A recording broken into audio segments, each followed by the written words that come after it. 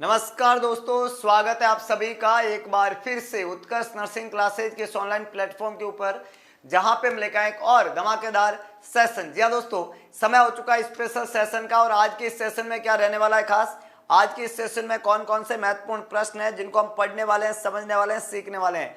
Good evening to all, सभी लोगों का दिल खोल के स्वागत इस शानदार प्लेटफॉर्म के ऊपर। सेशन का हर क्वेश्चन प्यारे दोस्तों रहने वाला इंपॉर्टेंट। सेशन के हर क्वेश्चन में हम बात करने वाले हैं स्पेसिफिक चीजों की, हम बात करने वाले हैं स्पेसिफिक क्वेश्चंस की, हम बात करने वाले हैं बहुत ही महत्वपूर्ण बातें। तो चलिए शुरुआत करते हैं। आई होप आप सभी लोग तैयार होंगे इस शानदार सेशन के लिए।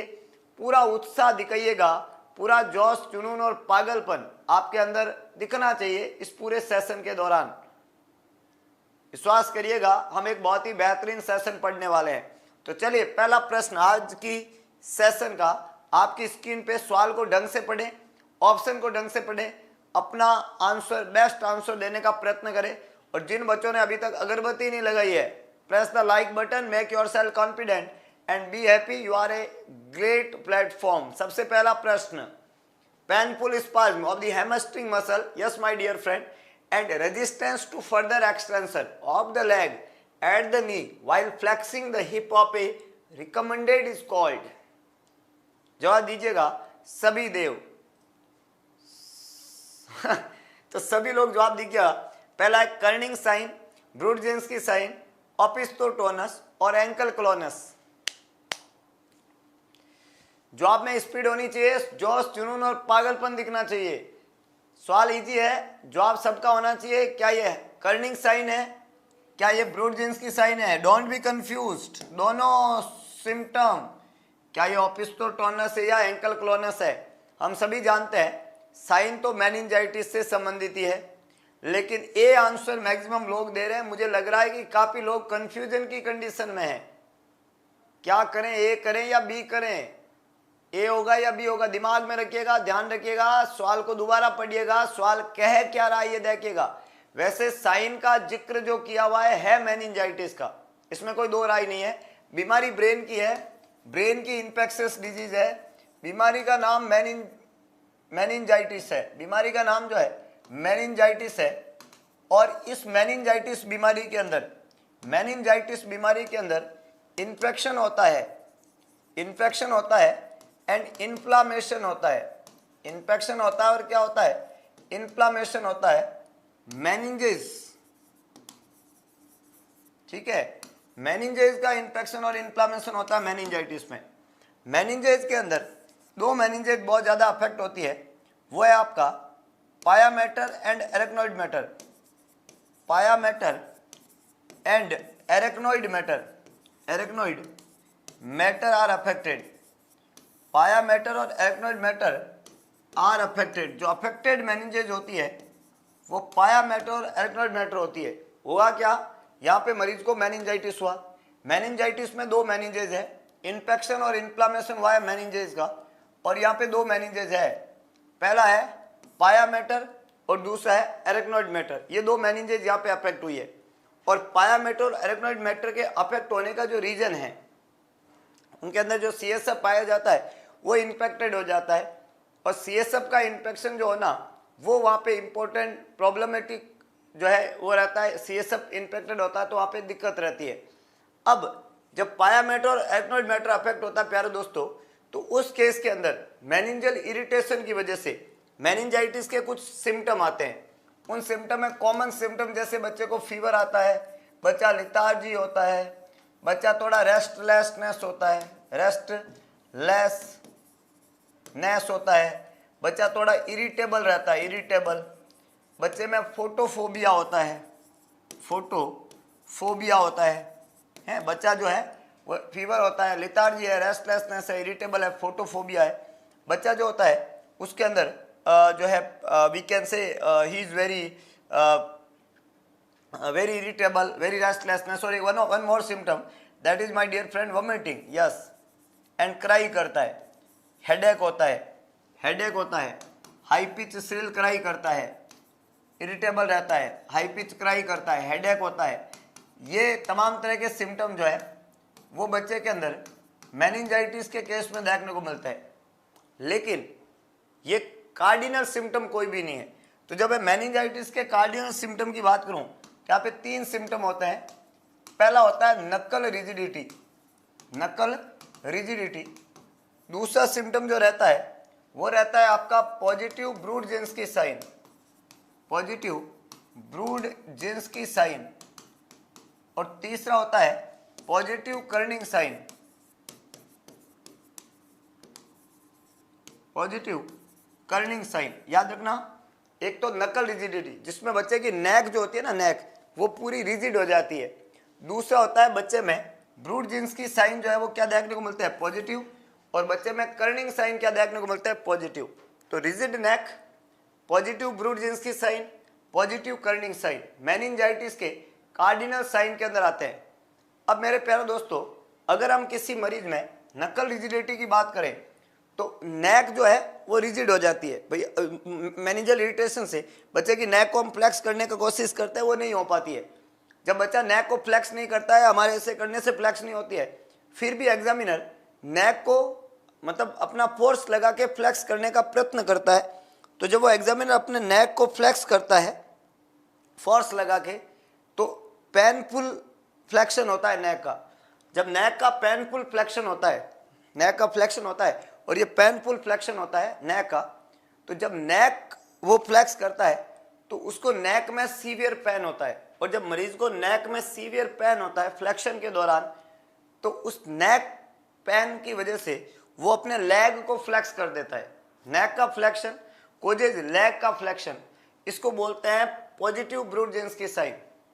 और एक और इंपॉर्टेंट बात कि अगर हम बच्चे को यहाँ पे लेटाते हैं और लेटा के उस बच्चे के जो लेग है, लेग को हम 90 डिग्री पे हिप से और नी से 90 डिग्री पे ऐसे फ्लेक्स करते हैं, 90 है और 90 है। और ये जो पाँव होता है फिर इसको हम एबडक्ट करते हैं। क्या करते हैं, एबडक्शन करते हैं, एबडक्शन। हमने क्या किया, लेग को फ्लेक्स किया 90 पे हिप से, 90 से नी से, और फिर पाँव को एबडक्ट किया। तो जब हम ये प्रोसेस करते हैं तो पेनफुल फेशियल एक्सप्रेशन आते हैं। क्या आते हैं, पेनफुल फेशियल एक्सप्रेशन। उसका कारण होता है हैमस्ट्रिंग मसल में पेन होना, हैमस्ट्रिंग मसल में पेन होना, इसको बोलते हैं पॉजिटिव कर्निंग साइन। तो ब्रूड जींस की साइन में तो नेक का फ्लेक्शन, लेग का फ्लेक्शन कराता है, और इसके अंदर ये एंगल को करके एबडक्ट करते हैं तो हैमस्ट्रिंग पेन होता है, इसको बोलते हैं पॉजिटिव कर्निंग साइन। मेनिंजाइटिस के अंदर कर्निंग साइन यहाँ पे पॉजिटिव, यहाँ पे यही बोला है painful spasm of hamstring muscle. जब आप रजिस्ट करते हैं further extension of leg and knee while flexing the hip, recommended position, इस केस को हम क्या बोलते हैं, पॉजिटिव कर्निंग साइन। ए यहाँ पे करेक्ट आंसर है। ब्रूड जींस की साइन, नेक रिजिड को फ्लेक्स करते हैं तो लेग का फ्लेक्शन होता है। ओपिस्थोटोनस पोस्चर, ओपिस्थोटोनस पोस्चर में उसका पोजीशन जो है वो धनुष के आकार का हो जाता है, ऐसा हो जाता है, इसको बोलते हैं ओपिस्थोटोनस पोस्चर। और एंकल क्लोनस के अंदर एंकल जर्क आता है, एंकल जर्क आता है। ये बात आपको यहाँ पे ध्यान रखनी है। तो मेरे प्यारे दोस्तों, यहाँ पे करेक्ट आंसर क्या होगा, ए होगा सर, पॉजिटिव कर्निंग साइन। समझ में आया मेनिंजाइटिस के क्लिनिकल साइन। ये सारे के सारे मेनिंजाइटिस के क्लिनिकल साइन है। मेनिंजाइटिस जब भी होता है इसके इलाज, क्योंकि मेनिंजाइटिस में सबसे खास बात है कि 90% बैक्टीरियल होता है। तो मेनिंजाइटिस अगर बैक्टीरियल है तो इसका इलाज क्या रहेगा सर, तो याद रखना इसके ट्रीटमेंट का पार्ट प्यारे दोस्तों क्या रहेगा, जवाब लिखो सभी लोग। इसका इलाज रहेगा सबसे पहले आइसोलेट कर दो बच्चे को, आइसोलेट के बाद में दूसरा CSF analysis, blood culture, urine culture, सब कल्चर रिपोर्ट कराते हैं और एंटीबायोटिक स्टार्ट कर देते हैं। बैक्टीरियल मेनिंजाइटिस है तो एंटीबायोटिक ही उसका इलाज है।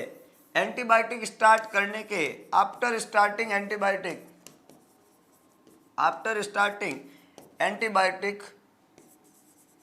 स्टॉप या stop isolation, after starting antibiotic stop isolation 24 to 48 hours, after 24 to 48 hours after starting antibiotic isolation can be stopped after 24 to 48 hours। ये 3 मैनेजमेंट का पार्ट है। तो पहले आइसोलेट कर दो, सीएसएफ का एनालिसिस कर दो, फिर एंटीबायोटिक स्टार्ट कर दो। एंटीबायोटिक स्टार्ट करने के 24 से 48 घंटे बाद में आइसोलेशन खत्म कर दो, this is the simplest mechanism जिससे आप मेनिंजाइटिस को ट्रीट कर सकते हो। ट्रीटमेंट ऑप्शंस है मेनिंजाइटिस में, आइसोलेट करो, CSF का एनालिसिस करो और एंटीबायोटिक बंद करो। जो जिक्र हुआ है इस क्वेश्चन में वो इसका जिक्र हुआ है। और ये क्या है, ये कौन सा साइन है प्यारे दोस्तों, कर्निंग साइन। 90 डिग्री से हिप, 90 डिग्री से नी, और ये करने के बाद में इसको किया एबडक्ट। तो जब आपने एबडक्ट किया तो यहाँ पे होती है हेमस्ट्रिक मसल जिसमें होगा पेन, और पेन की वजह से मरीज नेक को फ्लेक्स करेगा, पेनफुल फेशियल एक्सप्रेशन देगा। ये जब सिम्टम मरीज में आते हैं इसको बोलते हैं पॉजिटिव कर्निंग साइन, और कर्निंग साइन जब पॉजिटिव होता है तो इसको बोलते हैं meningitis. That is the very basic from meningitis. Prophylactic drug के रूप में मेनिंजाइटिस में रिफाम्पिसिन काम में लेते हैं, और ड्रग ऑफ चॉइस मेनिंजाइटिस की बीटा लैक्टाम ग्रुप रहता है। ये सेप्ट्राक्सोन हो सकता है, सिप्रोस्प्रिन ग्रुप, ये पेनिसिलिन ग्रुप हो सकता है। अगला प्रश्न, hygiene factor and motivational factor are key concept in, very very interesting question. Hygiene और मोटिवेशनल फैक्टर जो है वो की कंसर्न है। तो हाइजीन और मोटिवेशनल फैक्टर जो की कंसर्न है, कौन सी बीमारी के की कंसर्न है, कौन सी थ्योरी के की कंसर्न है। हाइजीन फैक्टर एक वर्ड है, मोटिवेशनल फैक्टर एक वर्ड है, और ये की कंसेप्ट किसके है, मास्लो यार्ची ऑफ नीड के, एक्सपेक्टेंसी थ्योरी के, गोल सेटिंग थ्योरी के, हर्जबर्ग्स टू फैक्टर थ्योरी। आप अगर एक भाषा में भी सवाल बोले, हर यहां पे जो दो कंडीशन यहां पे एक साथ दी है, हमने एक आपको क्या बोला, आपको बोला हाइजीन फैक्टर, और दूसरा हमने क्या बोला, मोटिवेशनल फैक्टर। तो जब मैं हाइजीन फैक्टर और मोटिवेशनल फैक्टर, जब मैं हाइजीन और मोटिवेशनल फैक्टर की बात करता हूं तो ये दोनों जो फैक्टर है, हाइजीन फैक्टर और दूसरा मोटिवेशनल फैक्टर, ये दोनों फैक्टर की कंसर्न है किसके, ये दोनों फैक्टर की कंसर्न है मेरे प्यारे दोस्तों हर्जबर्ग्स टू फैक्टर थ्योरी के। किसके है, हर्जबर्ग टू फैक्टर थ्योरी के। ये मास्लो यार्ची के नहीं है, ये एक्सपेक्टेंसी थ्योरी के नहीं है, ये गोल सेटिंग थ्योरी नहीं है। तो ये किसके फैक्टर, किसके टू फैक्टर है, ये हर्जबर्ग्स टू फैक्टर थ्योरी के कंसेप्ट रहेंगे। डी यहाँ पे करेक्ट आंसर है, ए बी और सी तीनों गलत स्टेटमेंट है। तो hygiene factor and motivational factor are key concept of Herzberg's theory my dear friend. समझ गए बात को, क्योंकि क्वेश्चन में ही दोनों फैक्टर दिए हुए हैं, एक हाइजीन फैक्टर है, एक मोटिवेशनल फैक्टर है। तो दोनों फैक्टर क्वेश्चन में ही है, अपने क्वेश्चन में ही दोनों फैक्टर है। तो करेक्ट आंसर क्या हो गया, सिंपल। अगला प्रश्न, management of Wernicke's disease and beri involve administration of, बड़ा अच्छा सवाल है जो आप सभी को लिखना है। हाँ, टू फैक्टर थ्योरी, दोनों फैक्टर साथ में दिए हुए, मोटिवेशनल और हाइजीनिक फैक्टर। बहुत बढ़िया, रीना कछवा, रीना यादव, स्वाति, रंजना, वंदना, विभा, रवि, चेता, क्या बात है, सभी लोगों ने बिल्कुल। सर आप ऑफलाइन पढ़ाते हो क्या, हम ऑफलाइन ऑनलाइन सब जगह पढ़ाते हैं, ऐपलाइन, ऑफलाइन, ऑनलाइन, ट्रू लाइन सब जगह पढ़ाते हैं हम। कभी कभी इंस्टाग्राम पे भी पढ़ा देते हैं, घबराने की जरूरत नहीं है। 4 लाइन भी पढ़ाते हैं, और आजकल को तो 5G आया है, वो भी पढ़ा देंगे। तुम घबराने की बिल्कुल जरूरत नहीं है कि नहीं है। हम पैदा ही पढ़ाने के लिए हुए हैं, है कि नहीं है।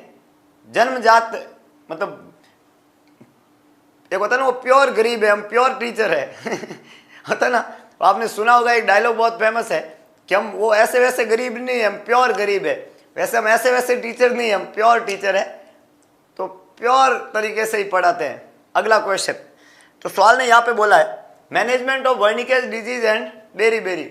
याद रखना दोस्तों, पढ़ाना मजबूरी नहीं है हमारी। एक लाइन है, बहुत ही फेमस लाइन है, और मुझे बहुत पसंद है ये, कि पढ़ाना मजबूरी नहीं है हमारी, ये तो हमारा शौक है, पैशन है। जैसे शराबी को शराब पीने में मजा आता है, वैसे हमें पढ़ाने में मजा आता है, बस पढ़ने वाला चाहिए, है कि नहीं। तो यहाँ पे management of Wernicke's disease and beri involve administration of, बताओ जल्दी बताओ, जल्दी बताओ।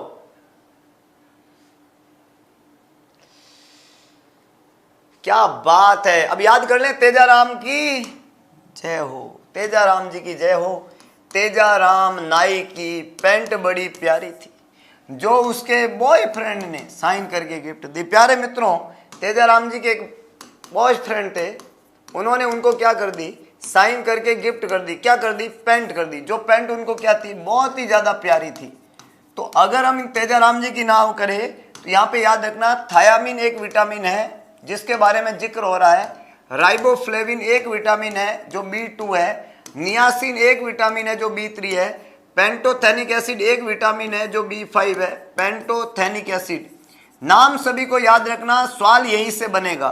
पायरिडोक्सिन एक विटामिन है जो सभी को याद है, बायोटिन एक विटामिन है जो सभी को याद है, फोलिक एसिड एक विटामिन है जो सभी को याद है, साइनोकोबालामिन एक विटामिन है जो सभी को याद है। याद है कि नहीं है, मेरी बात बताओ, आप सभी चीजें याद है कि नहीं है। अब हम तेजाराम जी की बात करें तो यहाँ पे थायामीन पहला विटामिन है B1, राइबोफ्लेविन B2 है, नियासिन B3 है, पेंटोथेनिक एसिड जो है वो B5 है, पायरिडोक्सिन B6 है, बायोटिन B7 है और B9 जो है फोलिक एसिड है, साइनोकोबालामिन B12 है। ये सभी के सभी मल्टी विटामिन है, इनको बी कॉम्प्लेक्स विटामिन कहते हैं। पर्टिकुलर विटामिन की डेफिशिएंसी से पर्टिकुलर डिजीज होती है। हमने आपको पूछा यहाँ पे, वो सारी बीमारी थायामीन की कमी से ही होती है। थायामीन जो होता है, थायामीन ये B1 है और एक्सेसिव थायामीन जो है वो एक्सेसिव अल्कोहल के इंटेक वाले मरीजों में बहुत कॉमन इसकी डेफिशिएंसी होने की रिस्क रहती है। बच्चों के अंदर यहाँ पे ज्यादातर बेरी बेरी वाली समस्या रहती है। ये बेरी बेरी जो होती है, तेरी मेरी नहीं है, बेरी बेरी है, ये ड्राई भी हो सकती है और ये वेट भी हो सकती है। जब ड्राई बेरी बेरी होती है तब तो वहां पे सिम्टम किसके आते हैं, नर्वस सिस्टम के, और जब वेट बेरी बेरी होती है तो कार्डियोवैस्कुलर सिस्टम जो है, हार्ट फेलियर वाले सिम्टम आते हैं। इसके अलावा मेमोरी का अल्टरेशन जो होता है, जो क्रॉनिक अल्कोहल मरीज होते हैं, अल्कोहल के इंटेक की वजह से थायामीन डेफिशिएंसी होती है और उसकी वजह से मरीज को वर्निकेज एनकेफेलोपैथी और कोरास्कोप सिंड्रोम हो जाता है। वर्निकेज एंड कोरास्कोप ये जो दो बीमारी होती है, ये थायामीन की डेफिशिएंसी से होने वाली बीमारी है। क्रॉनिक अल्कोहल वाले मरीजों में इस बीमारी के होने की संभावनाएं ज्यादा कॉमन है।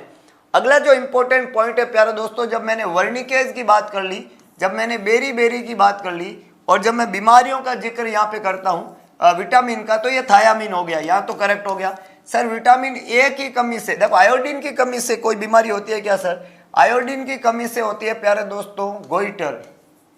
क्या होती है? गोइटर। सर विटामिन ए की कमी से कोई बीमारी होती है क्या? विटामिन ए की डेफिशिएंसी से होती है eye and skin disease. Eye and skin का बीमारी जो है, स्किन का डिजीज जो है वो विटामिन ए की डेफिशिएंसी से होता है। सर विटामिन सी की डेफिशिएंसी से होता है क्या?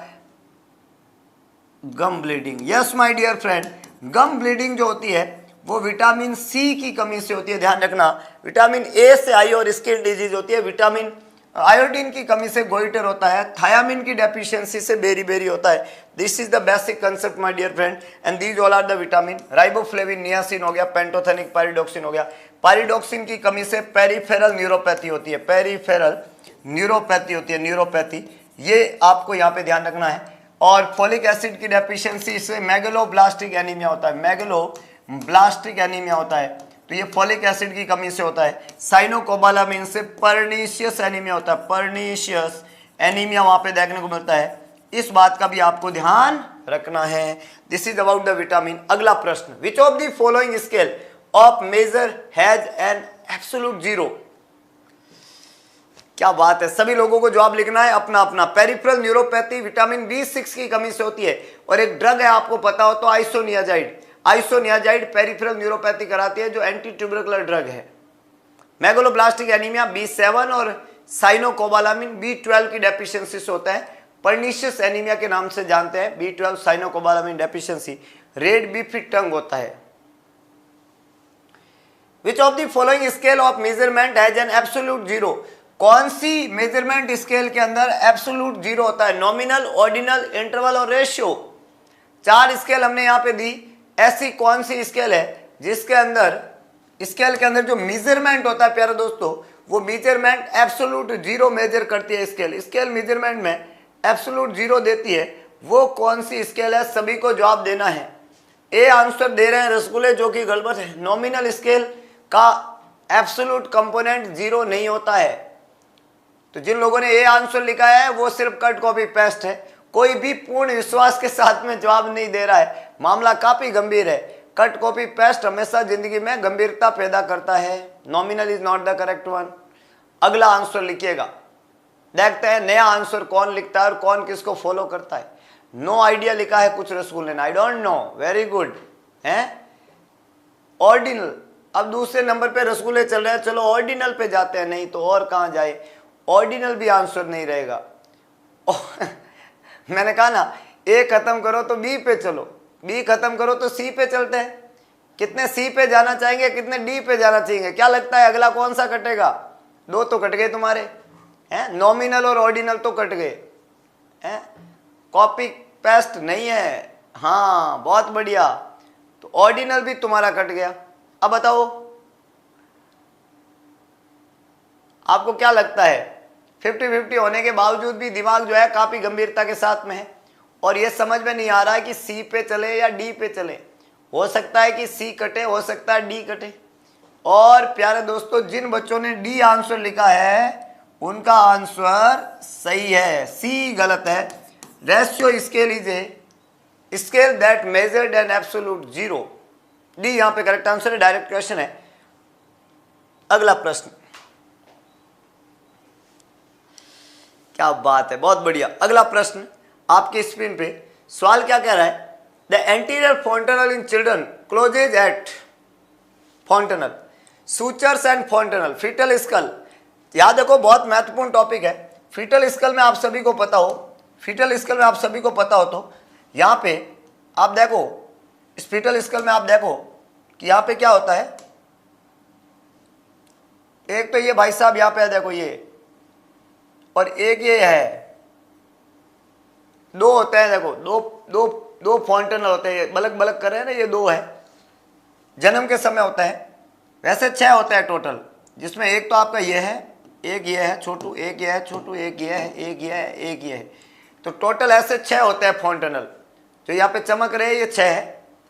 सूचर्स, सूचर्स यहाँ पे होते हैं देखो, 1 2 3 4 5 6, तो सूचर भी 6 होते हैं। देखो ये 6 जो है, हाँ लाइटों की तरह ये जो चमक रहे हैं, ये 6 के 6 सूचर्स है ना, ये 6 के 6 सूचर्स है जो यहाँ पे आपको दिख रहे हैं, ये 6 के 6 सूचर्स है।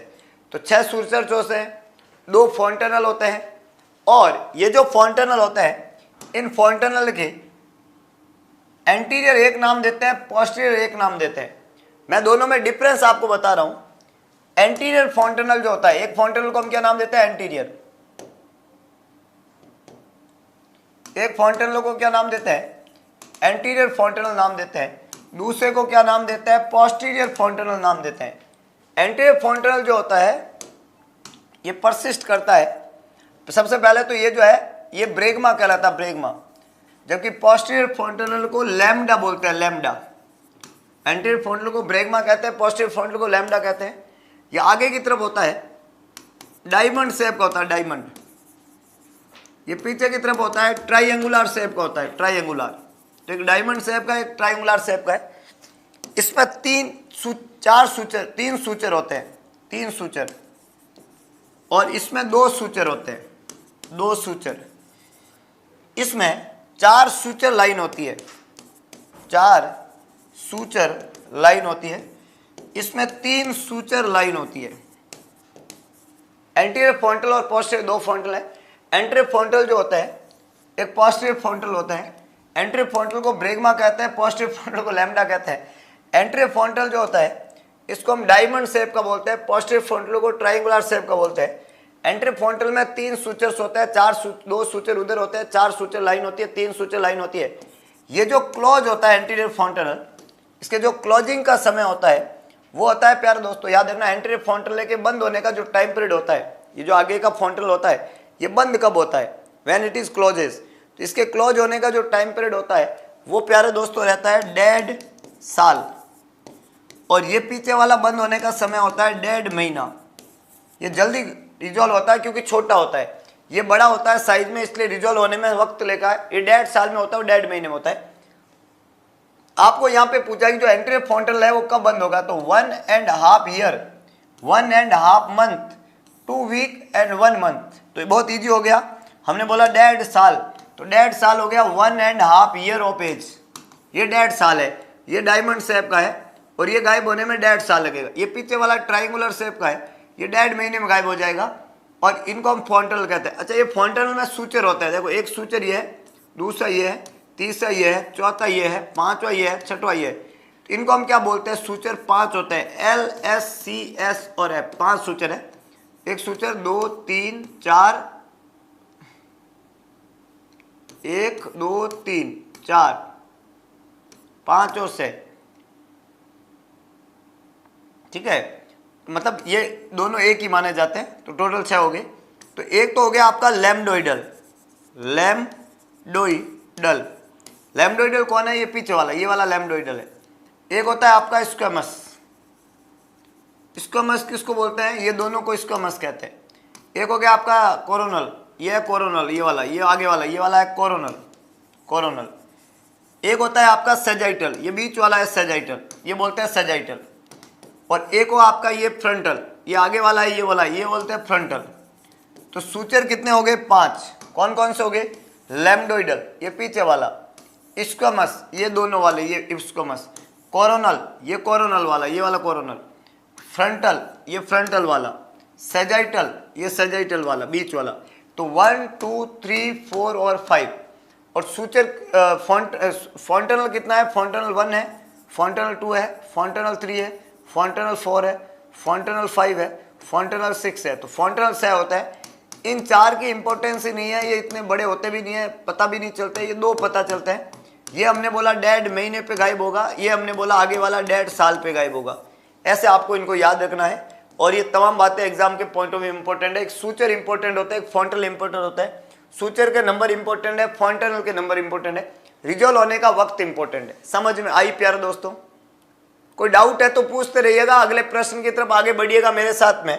Which of the following hepatitis virus spread by faeco oral route? Maximum time पूछा हुआ सवाल है, मैक्सिमम टाइम पूछा हुआ सवाल है। क्लिनिकल इंपॉर्टेंस 2 की ही होती है, बिल्कुल सही बात है। Frontal, coronal, sagittal, squamous suture के नाम होते हैं। क्या बात है! अगला सवाल आपकी स्क्रीन पे लग चुका है और जवाब सभी को लिखना है।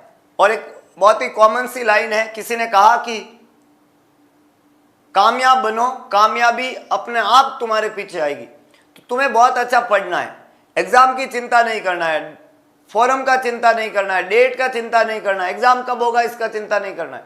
तुम्हें बेस्ट पढ़ना है और अपने तरीके से जवाब लिखने का प्रयत्न करना है। फीको ओरल रूट से जब भी मैं हिपेटाइटिस की बात करता हूं तो ये हिपेटाइटिस ए है, जो एकमात्र हिपेटाइटिस है जिसके होने का रूट होता है फीको ओरल रूट। ये जो है कंटामिनेटेड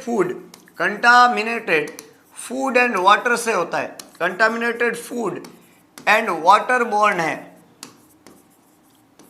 कंटामिनेटेड फूड और वाटर बोर्न हिपेटाइटिस के नाम से जाना जाता है। हिपेटाइटिस ए इसको बोलते हैं।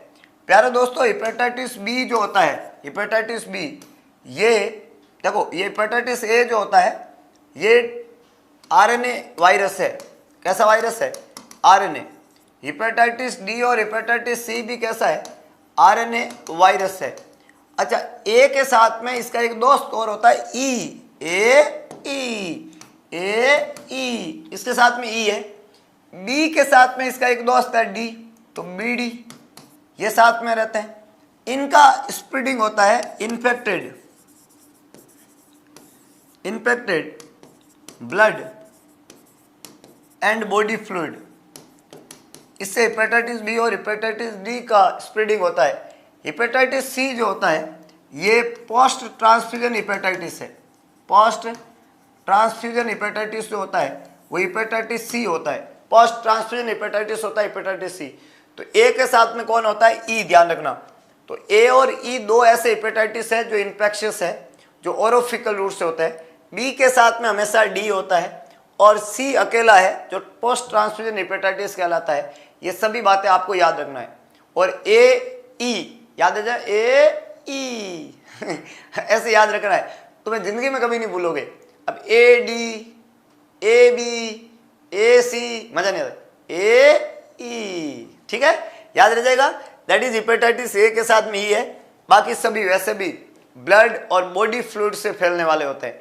और प्रेगनेंसी में सबसे ज़्यादा खतरनाक और होने वाला हेपेटाइटिस खतरनाक ई माना जाता है, प्रेगनेंसी में ई, ये आपको ध्यान रखना है। सीरम हेपेटाइटिस बी को बोलते हैं, तो जानलेवा हेपेटाइटिस बी है ना। अगला, the coverage of A population by primary health centre, plain area, sub centre, primary health centre, secondary CSC, community health centre, तीन आपको बताना है यहां पे। एक तो सब सेंटर,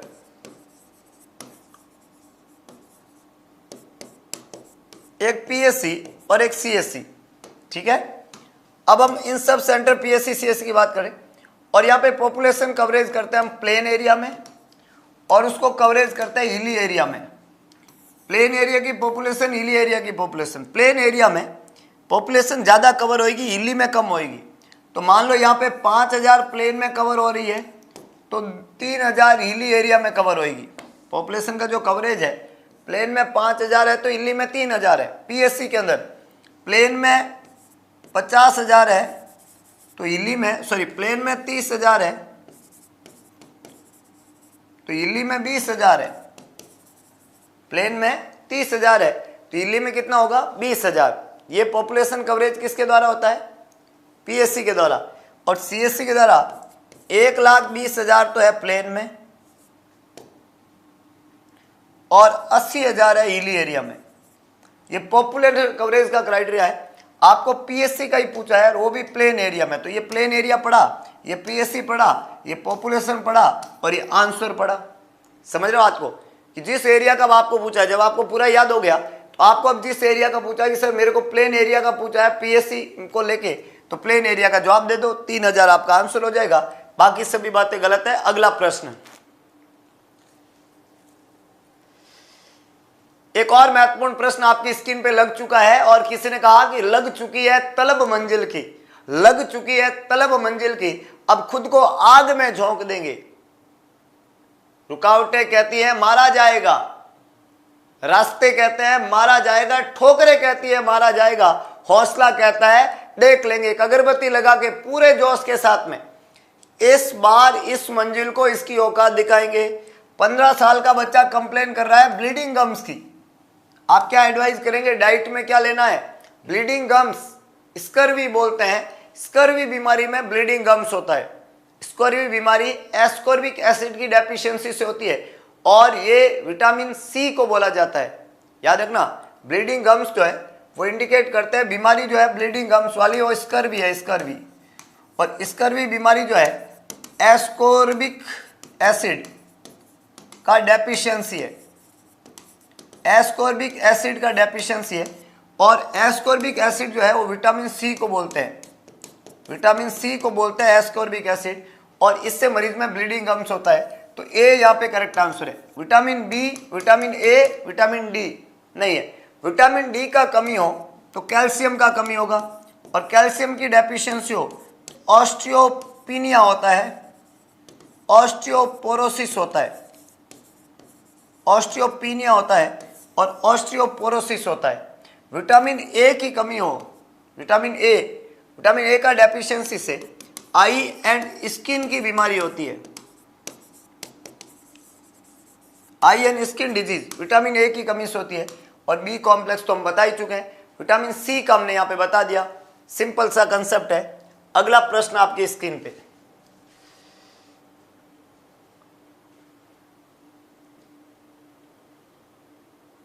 जो आप सभी को लिखना है। क्या बात है, ऑस्टियोपोरोसिस और ऑस्टियोपिनिया, रिकेट्स, ये सभी विटामिन डी डेफिशिएंसी होते हैं।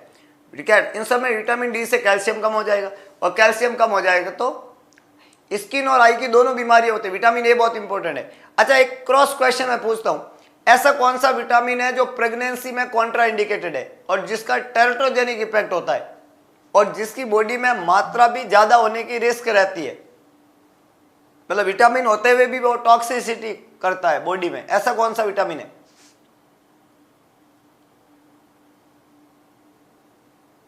देखते हैं कितने रसगुल्ले फंसते हैं इस बात में। जो आप सभी को लिखना है। ऐसा कौन सा विटामिन है, बताओ बताओ लालो, सभी लोग बताओ। Vitamin A my dear friend, vitamin A is contraindicated in pregnancy. Vitamin A जो है उसकी हाइपर विटामिनोसिस होने की रिस्क रहती है।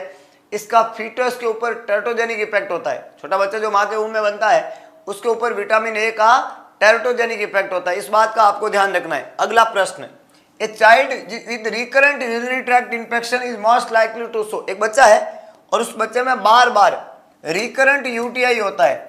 अगर किसी बच्चे में रिकरेंट यूटीआई होता है तो उस यूटीआई होने का रीजन क्या है? Vesico ureteric reflux, neurogenic bladder, renal and ureteric calculi, posterior urethral valve. What is the correct answer?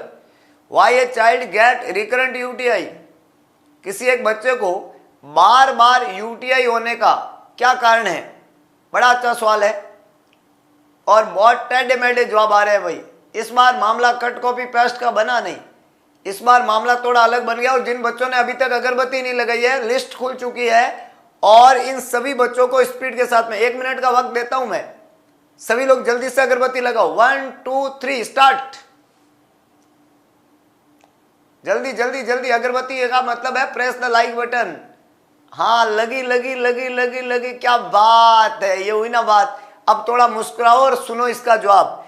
याद रखो कि मेरा जो किडनी है उससे निकलते हैं यूरेटर और मेरे जो यूरेटर है वो आके खुलते हैं ब्लैडर में। कहाँ खुलते हैं? ब्लैडर में। यूटीआई का मतलब होता है कि ये जो पूरा ट्रैक है इस ट्रैक का इन्फेक्शन हो जाना। अब होता क्या है? होता ऐसा है, नॉर्मली किडनी का काम है यूरिन को बनाना। किडनी का काम है यूरिन को बनाना और यूरिन बन के यूरेटर के थ्रू आ जाते हैं ब्लैडर में और ब्लैडर का काम है यूरिन को बाहर भेजना। अब होता क्या है कि यहाँ पे एक जंक्शन है ब्लैडर और यूरेटर के बीच में और एक जंक्शन है वो आपका किसके बीच में? किडनी और यूरेटर के बीच में। तो ब्लैडर और यूरेटर के बीच में जो जंक्शन है, ब्लैडर को वेसाइकल बोलते हैं, इसको बोलते हैं vesico ureteral junction. Vesico ureteral junction. अब होता क्या है? नॉर्मल प्रोसेस यह है कि यूरिन जो होता है वो यूरेटर से ब्लैडर में आएगा, ऐसा ही होता है, और आगे यहाँ ब्लैडर में उसका टेम्परेरी रिजर्वेशन है, फिर वो आगे बाहर निकल जाता है। अब यहाँ पे प्रॉब्लम क्या हो जाती है कि यूरिन जो है उसका क्या हो जाता है? यूरिन का यहाँ पे बैक फ्लो होने लग जाता है और ब्लैडर का यूरिन यूरेटर के अंदर बैक फ्लो जाने लग जाता है। इसको बोलते हैं vesico urethral reflux. वेसाइको urethral reflux बीमारी का नाम है VUR। और ये छोटे बच्चों में बहुत ज़्यादा कॉमन है कि ये यूरिन वापस रीगर्जिटेट होता है, रिफ्लक्स होता है, ऊपर जाता है। यूरिन जब बैक फ्लो होगा, ऊपर जाने लग जाएगा तो यूरिन यहाँ पे स्ट्रेसिस करेगा और उसकी वजह से यूटीआई होने की रिस्क बढ़ती है और ऐसा बार बार होने पे रिकरेंट यूटीआई होने की रिस्क पैदा होती है। समझ में आई कहानी? क्या बताना चाहता हूं मैं?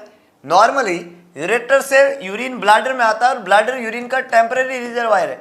यहाँ पे यूरिन रिफ्लक्स होने लग जाता है, यूरिन का बैक फ्लो होने लग जाता है, यूरिन ब्लैडर से यूरेटर में जाने लग जाता है। जब यूरिन ब्लैडर से यूरेटर में जाने लग जाता है, VUR हो जाता है, वेसाइको यूरेट्रल रिफ्लक्स हो जाता है, तो उस रिफ्लक्स के केस में वेसाइको यूरेट्रिक रिफ्लक्स होने लग जाता है। तो उस रिफ्लक्स के चक्कर में बच्चे को बार बार रिकरेंट यूटीआई होता है और रिकरेंट यूटीआई का इलाज है कि इसके बैक फ्लो या रिफ्लक्स को रोके। तो ये जो स्पिंटर है, VUR जंक्शन है, उस जंक्शन के एरिया को टाइट करना पड़ेगा, नहीं तो गंगा उल्टी बहने लग जाती है और ये यूरिन वाली गंगा जब उल्टी बहेगी तो यहाँ पे कहानी गड़बड़ हो जाएगी। तो लाले ये कंपैरिजन भी गड़बड़ है क्योंकि यूरिन आपके बॉडी का वेस्टिजियल प्रोडक्ट है जबकि गंगा नदी बहुत पवित्र नदी है, ध्यान रखना। तो ये जो आपकी उपमा है वो बहुत गड़बड़ उपमा है, इसलिए इसको यूरिन ही बोले तो ज़्यादा बेटर है। ये बॉडी का एक वेस्टिजियल प्रोडक्ट है, इस बात का ध्यान रखियो प्यारे मित्र। तो यहाँ पे एक करेक्ट आंसर है neurogenic bladder, renal and ureteric calculi और पोस्टीरियर यूरेथ्रल वाल्व, ये तीनों ही गड़बड़ है। इस बात का समझ आया प्यारे दोस्तों? आसान है। आगे चलें, अगला प्रश्न।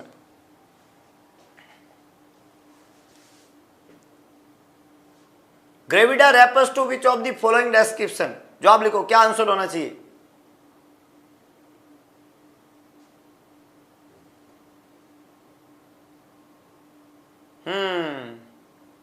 बहुत बढ़िया। अब नहीं होना चाहिए गलत, सभी को जवाब लिखना है और सही जवाब लिखना है। एक अच्छा सवाल है कि ग्रेविडा आपने देखा ना, GTPAL, GTPAL, जी क्या है ग्रेविडा, टी क्या है टर्म, पी क्या है प्रीटर्म, ए क्या है अबॉर्शन, एल क्या है लाइव बर्थ, और एक होता है ग्रेविडा एंड पेरा, एक होता है ग्रेविडा एंड पेरा। आपने देखा होगा ग्रेविडा का मतलब होता है कि यूट्रस कितनी बार प्रेग्नेंट हुआ, number of times the female has been pregnant, ये ग्रेविडा है। फीमेल का यूट्रस, फीमेल कितनी बार प्रेग्नेंट हुई, ये टोटल ग्रेविडा कहलाता है। और कितनी प्रेगनेंसी टर्म एज तक पहुंची, 37 वीक और उसको क्रॉस किया, इसको हम बोलते हैं टर्म। और कितनी प्रेगनेंसी टर्म से पहले, 37 वीक से पहले टर्मिनेट हुई, वो प्री टर्म है। अबॉर्शन का मतलब होता है वायबिलिटी से पहले, बिफोर वायबिलिटी, वायबिलिटी से पहले कितनी प्रेगनेंसी गड़बड़ हो गई वहां पे। और लाइव बर्थ का मतलब है कितने बेबी लिविंग कंडीशन में बर्थ हुए, मतलब मदर से सेपरेट होने के बाद में किस में साइन ऑफ वायबिलिटी था, रेस्पिरेशन वगैरह सब था। ग्रेविडा और पैरा दो, पैरिटी बोलते हैं वायबिलिटी को क्रॉस करने वाले टोटल नंबर ऑफ चिल्ड्रन, और ग्रेविडा है यूट्रस कितनी बार प्रेग्नेंट हुआ। यहाँ पे लिखा number of full time a female has deliver, इसको बोलते हैं term. Number of live birth, ये टोटल लाइव बर्थ। और number of pregnancy female has had, preterm pregnancy को बोलते हैं प्रीटर्म, पी, इसको बोलते हैं टर्म। ये है gravida. Gravida is the uterus, how many times it is pregnant, इसको ग्रेविडा बोलते हैं। एक पैरा हो गया, एक टर्म हो गया, एक प्रीटर्म होगा। वायबिलिटी की उम्र जो होती है वो 20 से 22 वीक माना जाता है, तो 22 वीक वायबिलिटी की वीक माना जाता है, 20 से 22। हालांकि आजकल कुछ खास कंसेप्ट के साथ में एमटीपी में 24 वीक तक टर्मिनेशन की इजाजत है, लेकिन उसमें कुछ कंडीशंस है ना, बहुत सारी गठित होगी समिति, फलान ठिकान, खूब सारी चीजें हैं, लेकिन वायबिलिटी का पीरियड चेंज नहीं होगा उससे। तो 20 से 22 वीक को वायबिलिटी का पीरियड बोलते हैं। हम पढ़ते हैं कि 22 वीक से पहले पहले हो तो अबॉर्शन कहलाता है, 22 वीक के बाद में हो तो आईयूडी कहलाता है, और 28 के बाद में हो तो स्टिल बर्थ के नाम से जानते हैं। ये तीन अलग अलग कहानी वहां पे रहती है। तो 20 से 22 वीक को वायबिलिटी कहते हैं। जो अबॉर्शन है, एमटीपी जो करते हैं मेडिकल टर्मिनेशन, वो 24 वीक होता है, वो भी खास सिचुएशन है। बहुत सारी बातें हैं, बहुत अलग ही रूल है वो, जिसके ऊपर आपको अभी दिमाग नहीं लगाना है। अभी दिमाग इस पे लगाना है कि हेलुसिनेशन कौन सा नहीं होता है, एक्सेप्ट का क्वेश्चन है। और तुम्हारे दिमाग में कानों में घंटियां तो बज नहीं बज रही है, बताओ, है ना, हेलुसिनेशन तो नहीं हो रहा है, नहीं हो रहा है सर, ओके, तो जवाब लिख दो। ऑडिटरी होता है, विजुअल होता है, ऑल्फैक्टरी होता है, लेकिन कैटाटोनिक, सिजोफ्रेनिया होता है, हेलुसिनेशन नहीं होता है। कैटाटोनिक किसका एग्जांपल है, सिजोफ्रेनिया होता है सर, सिजोफ्रेनिया।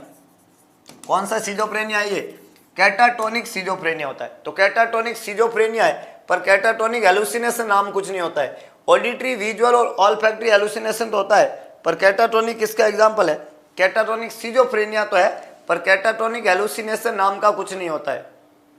कैटाटोनिक हेलुसिनेशन नाम तो कुछ नहीं होता है। तो मेरा यहाँ पे करेक्ट आंसर डी बनेगा। ए, बी और सी तीनों ही गलत स्टेटमेंट है।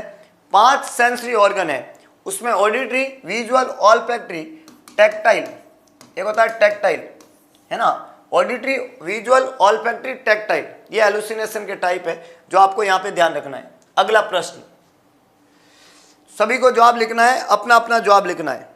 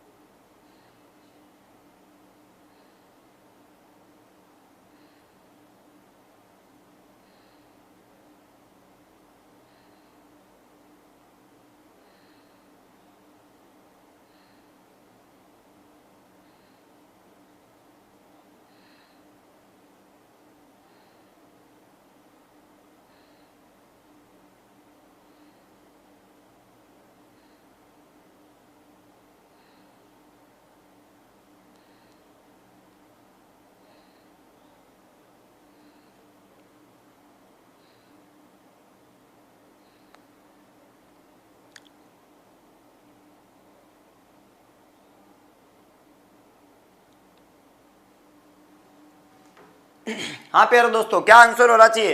तो यहाँ पे सवाल ने बोला है the small group selected for a large group to participate in a study is known as.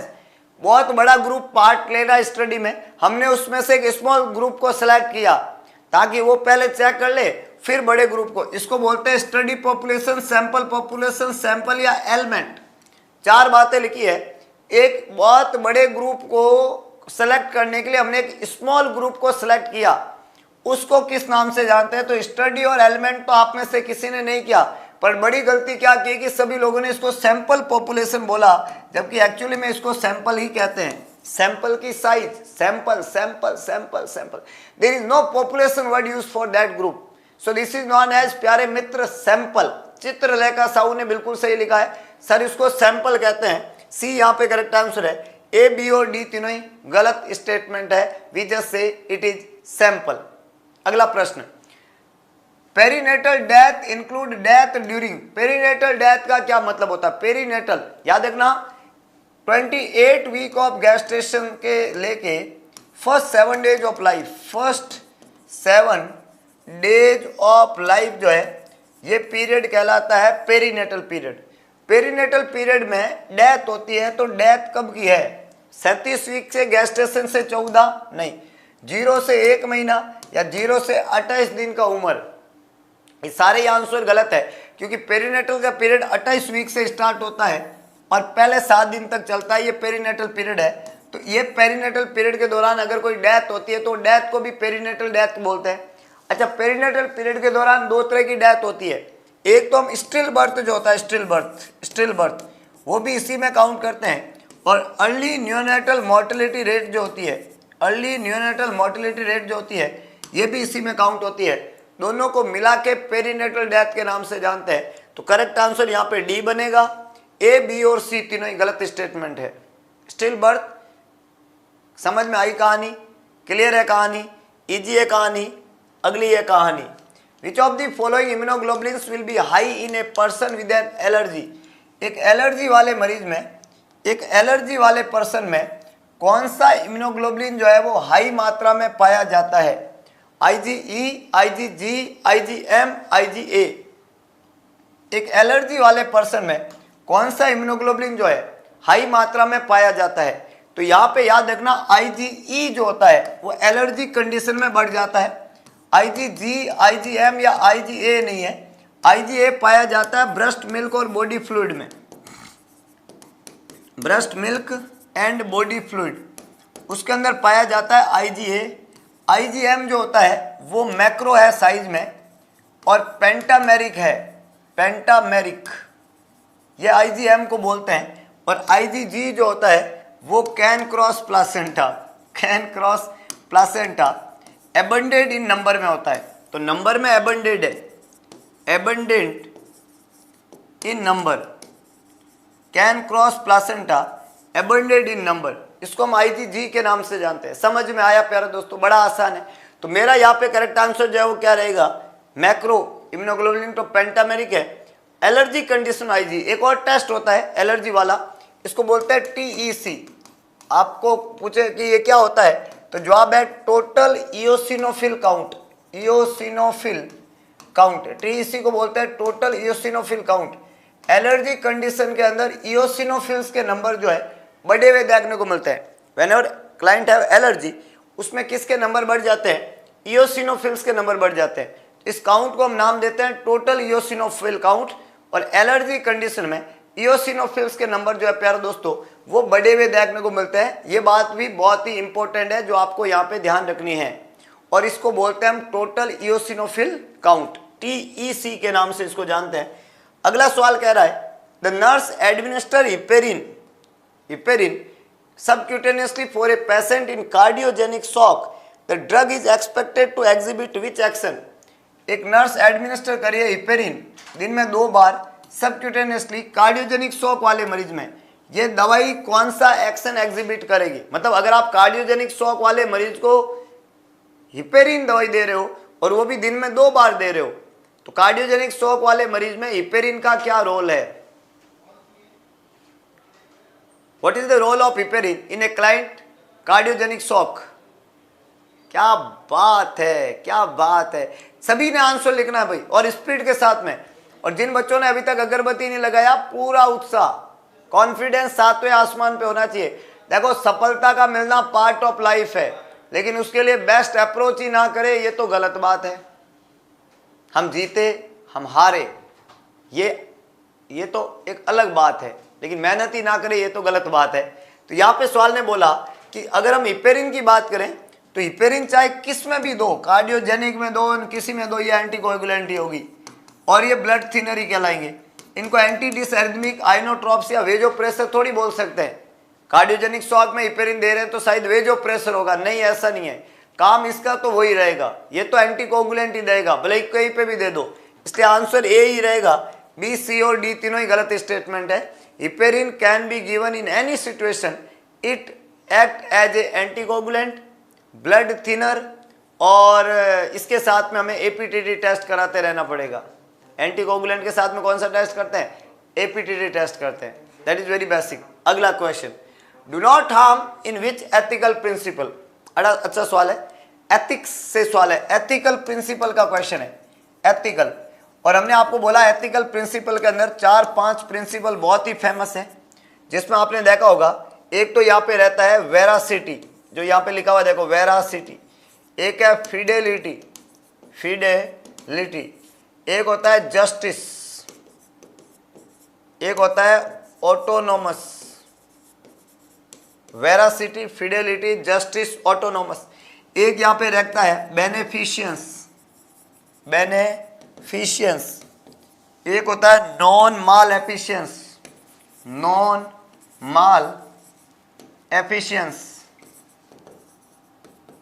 बेनेफिशियंस, non mall efficiency. Veracity का मतलब होता है टेलिंग ट्रूथ, फिडेलिटी का मतलब होता है फेथफुलनेस, है ना। वेरासिटी जो होता है टेलिंग ट्रूथ, फिडेलिटी का मतलब होता है फेथफुलनेस, इसका मतलब होता है टेलिंग ट्रूथ, टेलिंग ट्रूथ, सत्य बोलना। फिडेलिटी का मतलब होता है फेथफुलनेस, जो वादा किया है वो निभाना पड़ेगा, नहीं तो वादा करो ही मत, है ना। तो वादा तुम मत करना, मिलने की तुम कोशिश करना, वादा तो टूट जाता है, सुना होगा आपने। ये फेथफुलनेस वही है प्यारे दोस्तों। तो या तो वादा करो ही मत, और करो तो निभाओ, नहीं निभाओ तो मत करो, पता नहीं और क्या क्या है, I don't know, but this is faithfulness. Justice का मतलब होता है कि आपको मरीज के अंदर जो भी काम करो वो उसमें जस्टिफिकेशन होना चाहिए, भेदभाव नहीं होना चाहिए, है ना, भेदभाव वो नहीं होना चाहिए। ऑटोनोमस का मतलब होता है एक जिम्मेदारी के साथ में काम करना। ऑटोनोमस एक खुद का डिसीजन पावर लेके और एक बढ़िया तरीके से, उसको बोलते हैं ऑटोनोमस। और बेनेफिशियंस का मतलब होता है to do good, to do good, भला करो। और नॉन माल एफिशिएंस का मतलब होता है कि डू नॉट हार्म, भला किसी का कर न सको तो बुरा किसी का मत करना, सुना होगा प्यारे दोस्तों। तो भला करो तो भला करो, नहीं करो तो बुरा तो मत करो। अरे भाई, किसी की टांग खींचने का क्या मतलब है? अगर किसी को सपोर्ट ना दे सको तो उसको चढ़ने दो, तुम टांग मत खींचोगे। ये बहुत इंपॉर्टेंट एस्पेक्ट है। तो बेनिफिशियंस और नॉन मालेफिशिएंस। तो एथिकल प्रिंसिपल में यहाँ पे यही पूछा है कि डू नॉट हार्म, बुरा किसी का मत करो। कौन सा है? तो किसी का बुरा मत करो तो डी नहीं होगा, जस्टिस लिख रहे हैं रसूल ने। अरे जस्टिस का मतलब बुरा करना नहीं होता रे लाले। बुरा मत करो का मतलब हो गया non maleficence, non maleficence. Do not harm, to do good is beneficence, भला करो। और भला नहीं कर सको तो किसी का बुरा मत करो, डू नॉट हार्म। समझ में आई? कोई डाउट है प्यारे दोस्तों? नहीं? कोई समस्या, कोई साइड इफेक्ट, कोई इफेक्ट, कुछ हुआ वो दिमाग के ऊपर तो बता दो। अगले प्रश्न की तरफ बढ़ते हैं। एक और महत्वपूर्ण प्रश्न आपकी स्क्रीन पे लग चुका है जो आप सभी को लिखना है। वेरासिटी, फिडेलिटी, जस्टिस और ऑटोनोमस, बिल्कुल सही है। बेनिफिशियंस और नॉन मालेफिशिएंस, बहुत ही शानदार। अगला सवाल कह रहा है first antipsychotic drug was introduce. पहला एंटीसाइकोटिक दवाई कौन सा इंट्रोड्यूस हुआ? सभी लोगों को जवाब लिखना है, अपना अपना जवाब लिखना। पहला ऑप्शन है क्लोरप्रोमाजिन, हेलोपेरिडोल, लिथियम, क्लोरोक्विनोल। पहला एंटीसाइकोटिक ड्रग CPZ, सबसे पहला खोजा गया एंटीसाइकोटिक ड्रग कौन सा है, आप सभी को पता होना चाहिए, और वो है प्यारे दोस्तों CPZ। CPZ is the first antipsychotic medication. Haloperidol is a maximum EPS कराने वाला एंटीसाइकोटिक ड्रग, एक ऐसा एंटीसाइकोटिक ड्रग जो आपके मैक्सिमम EPS कराता है। EPS होता है एक्स्ट्रा पिरामिडल साइड इफेक्ट, तो मैक्सिमम EPS कराने वाला दवाई है haloperidol. Lithium is a mood stabilizer, not increase not decrease, is stable no mood, और मूड को ये क्या करता है, स्टेबल करता है। और मूड को स्टेबल कैसे करता है, लिथियम एक मूड स्टेबलाइजर है, तो मूड को स्टेबल करता है, तो हम इसको कहते हैं एंटी मैनिक ड्रग। क्या बोलते हैं, anti manic drug, bipolar disorder का ड्रग ऑफ चॉइस, ऐसा हम इसको बोलते हैं। क्लोरोक्विनोल, ये जवाब यहाँ पे नहीं बनेगा, तो मेरा करेक्ट आंसर यहाँ पे क्या बनेगा प्यारे दोस्तों, हेलोपेरिडोल, नो सॉरी क्लोरप्रोमाजिन। कौन सी दवाई है, फर्स्ट एंटीसाइकोटिक ड्रग कौन सी है, CPZ क्लोरप्रोमाजिन। और याद रखना जितनी भी एंटीसाइकोटिक दवाई होती है उन सब से EPS होता है। EPS का मतलब होता है extra pyramidal side effect, extra pyramidal side effect. तो आपको ये ध्यान रखना है कि ये कौन कौन से होते हैं, तो इसमें 5 चीजें आती है। कौन कौन सी सर, एक तो होता है एकैस्थीसिया, जिसका मतलब होता है वॉकिंग एंड टॉकिंग, एकैस्थीसिया। एक होता है आपका डिस्टोनिया, एक होता है टार्डिव डिस्काइनेशिया,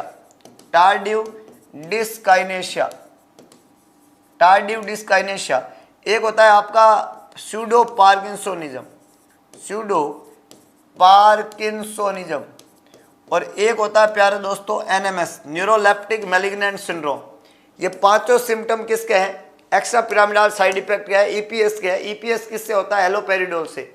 ये जो एंटीमैनिक ड्रग है लिथियम को हमने मूड स्टेबलाइजर बोला, सोडियम का कमी करवाता है और वाटर का कमी करवाता है। हमारे बॉडी में प्लाज्मा में सोडियम की कमी कराता है, वाटर की कमी कराता है, हाइपोनेट्रीमिया कराता है, हाइपोवोलीमिया डिहाइड्रेशन कराता है। तो हाइपोनेट्रीमिया हाइपोवोलीमिया डिहाइड्रेशन किसकी वजह से होता है, लिथियम की वजह से होता है। लिथियम का नॉर्मल सीरम लेवल जो होता है 0.6 to 1.2 मिलीकुलेंट पर लीटर होता है। लिथियम की टॉक्सिसिटी की रिस्क बहुत ज़्यादा मरीज में रहती है। सोडियम को चेक करके लिथियम दिया जाता है। जिस मरीज को लिथियम चलता है उसको डायरेटिक देना पसंद नहीं करते हैं। जिस मरीज को लिथियम देते हैं उस मरीज को हम कहते हैं कि तुम्हें मैराथन में भाग नहीं लेना है, तुम्हें पानी ज़्यादा पीना है, क्योंकि यहाँ पे डिहाइड्रेशन कराएगी दवाई। तो फ्लूइड का इंटेक तुम्हें एक्सेस अमाउंट में करना है, ये सभी मरीज को बात वहाँ पे बताता है। इट कैन कोज हाइपोनेट्रीमिया, ये सबसे इंपॉर्टेंट बात है। ये सभी बातें आपको इन एंटीसाइकोटिक दवाइयों के साथ में याद रखनी है, एंटीमैनिक ड्रग के साथ में याद रखनी है, और साइकोट्रोपिक एजेंट को लेके याद रखनी है, क्योंकि एग्जाम में सभी साइकोट्रोपिक एजेंट को लेके ये सवाल पूछे हैं और बहुत अच्छे से पूछे हैं कि भाई कौन सी दवाई से किसकी कमी से कौन सी चीज होती है। अगला प्रश्न आपकी स्क्रीन पे सवाल कह रहा है कि इन ECG the P wave represent. ECG के अंदर आपने देखा होगा एक वेव होती है P वेव, एक वेव होता है Q वेव, एक R है, एक S है, एक T है, फिर एक P है, फिर एक Q है, फिर एक R है, S है, T है, एक P है, एक Q है, एक R है, एक S है, एक T है। इस तरीके से हर एक ECG के अंदर P वेव है, Q वेव है, R wave, S wave, T wave, P Q R S T ऐसे चलता है। इस ECG में जो P वेव होती है, यहाँ पे सवाल कह रहा है कि जो P वेव है वो P वेव किसको रिप्रेजेंट करती है कि ECG में, एट्रियल डीपोलराइजेशन को, वेंट्रिकुलर डीपोलराइजेशन को, वेंट्रिकुलर रीपोलराइजेशन को, एट्रियल रीपोलराइजेशन को। एक ECG में P वेव किसका रिप्रेजेंटेशन है, सभी लोग जवाब लिखिएगा। ECG में P वेव आप सभी ने देखी होगी, जिंदगी में जरूर देखी होगी। तो P वेव किसको रिप्रेजेंट करती है, आप एक सिंपल तरीके से समझो। ये एक कार्डियक साइकिल था और इस कार्डियक साइकिल में हमने आपको बताया कि ये जो एरिया है इसमें एट्रिया रीपोलराइज होता है, एट्रिया सिस्टोल करता है, यहाँ पे वेंट्रिकल सिस्टोल करता है, और इधर लास्ट वाले में वेंट्रिकल डायस्टोल करता है। ये जो लास्ट वाला है इसमें वेंट्रिकल डायस्टोल करता है ना। यहाँ पे देखिएगा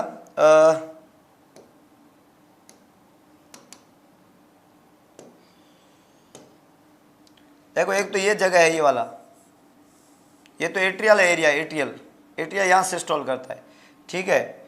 दूसरा ये जगह है, ये वाला, ये जो है यहाँ पे वेंट्रिकल का मामला होता है, वेंट्रिकल सिस्टोल करता है, ठीक है। और तीसरा जगह कौन सा बच गया, तीसरा ये वाला जगह है, यहाँ पे वेंट्रिकल जो है वो क्या करता है, डायस्टोल करता है। इतना सुंदर वस्त्र आपने जिंदगी में नहीं देखे होंगे, फिर बता रहे हैं प्यारे दोस्तों। देखो तुम, ये जो है कार्डियक साइकिल है तुम्हारा, ठीक है। अब यहाँ पे तुम्हें समझने वाली बात है, ये जो जगह है यहाँ पे पी वेव बनती है, इसकी वजह से पी वेव यहाँ बनती है, पी वेव। एट्रिया जब सिस्टोल करता पी वेव, पी वेव के बाद में क्यू आर एस कॉम्प्लेक्स तुम्हारा इसमें बनेगा, और ये जो जगह है यहाँ पे टी वेव बनती है, टी वेव। जब वेंट्रिकल डायस्टोल करता है तब टी वेव बनती है। तो एक है पी वेव, एक है क्यू आर एस कॉम्प्लेक्स, एक है टी वेव। ये आपका पी वेव है, फिर क्यू आर एस कॉम्प्लेक्स बन रहा है, फिर टी वेव बन रहा है। समझ में आया प्यारे दोस्तों? हाँ। तो यहाँ पे आपको ध्यान रखना है, यहाँ पे आपको ध्यान रखना है, ये पी वेव है, ये this is P wave, this is Q R S complex, this is T wave. ये है पी वेव का एरिया, एट्रियल डीपोलराइजेशन। ये है आपका वेंट्रिकुलर डीपोलराइजेशन, और ये वेंट्रिकुलर रिपोलराइजेशन। तो atrial depolarization, ventricular depolarization, ventricular repolarization. समझ में आया कहानी? बड़ा जबरदस्त है ना, कितना शानदार है कि ना? आपका सबका मन मोह लिया, इतना पिक्चर है, ये जबरदस्त है ना, हाथ से बना दिया हमने, है कि नहीं? चलो, तो यहाँ पे हाँ, तो अभी यहाँ पे ध्यान रखना है कि ये जो आपको पी वेव का पूछा है, तो इसको हम एट्रियल डीपोलराइजेशन कहते हैं। ए करेक्ट आंसर है। वेंट्रिकुलर डीपोलराइजेशन से क्यू आर एस कॉम्प्लेक्स बनेगा, वेंट्रिकल रिपोलराइज करेगा तो टी वेव बनेगा, और एट्रिया का रिपोलराइजेशन से कोई वेव नहीं बनता, क्योंकि ये तब होता है जब वेंट्रिकल का डीपोलराइजेशन हो रहा होता है और वेंट्रिकल का रिपोलराइजेशन होता है। सो यहाँ पे सभी बातें आपको ध्यान रखनी है, बहुत जबरदस्त है कि नहीं है? अगले प्रश्न की तरफ बढ़ते हैं। A person do uncomplete act seen in mania, depression, ADHD और ओसीडी। सभी लोगों को जवाब लिखना है, और सवाल में हमने पूछ लिया कि एक मरीज जो है वो अनकंप्लीट एक्ट करता है मैनिया में, डिप्रेशन में, एडीएचडी या ओसीडी में। अटका दो भाई, अब क्लास अटका देते हैं हम। सभी लोगों ने उत्साहित मन के साथ में भाग लिया। जिन बच्चों ने अभी तक अगरबत्ती नहीं लगाई है, तुरंत अगरबत्ती लगाए, पूरे जोश, जुनून, उत्साह, पागलपन को दिखाए। आज के सेशन को यहीं पे विराम देंगे। कल सुबह फिर से मुलाकात होगी ठीक 8 बजे। कितने बजे? ठीक 8 बजे। पूरे जोश, जुनून, उत्साह, पागलपन से जुड़ना बिल्कुल मत भूलिएगा, क्योंकि क्लास बड़ी ही भोकाल वाली होगी और धमाका बेहतरीन होगा, और उसमें से सफलता का शोर गूंजेगा। वो कहता है ना, तुम्हारा वक्त आया था, हमारा दौर आएगा। बस कुछ गमों की रात है, फिर शोर आएगा। तुम्हारा वक्त आया था, हमारा दौर आएगा। तो पूरा जोश, जुनून, पागलपन बनाए रखें। आप सभी लोगों ने उत्साहित मन के साथ में भाग लिया। सवाल का जवाब वीडियो के अंत में कमेंट बॉक्स में देना बिल्कुल मत भूलिएगा। कल इसी सवाल के साथ में डील करेंगे अगले सेशन के रूप में। आज के सेशन को यहीं पे विराम दूंगा। हमेशा एक बात याद रखें, ईश्वर का दिया कभी अल्प नहीं होता, जो टूट जाए वो संकल्प नहीं होता। हार को लक्ष्य से दूर ही रखना मेरे दोस्त, क्योंकि जीत का कोई विकल्प नहीं होता। और सौगंध महादेव की, हम पैदा हुए जीतने के लिए। संकल्प सिर्फ एक है, जब तक तोड़ेंगे नहीं तब तक छोड़ेंगे नहीं। तो कल सुबह ठीक 8 बजे इंतजार रहेगा। मैं तो आ रहा हूं, आप लोग आ रहे हैं कि नहीं आ रहे? दिल खोल के जुड़िएगा इस शानदार प्लेटफॉर्म के ऊपर एक और शानदार सेशन के लिए। तब तक के लिए जय हिंद, जय भारत, जय महाकाल।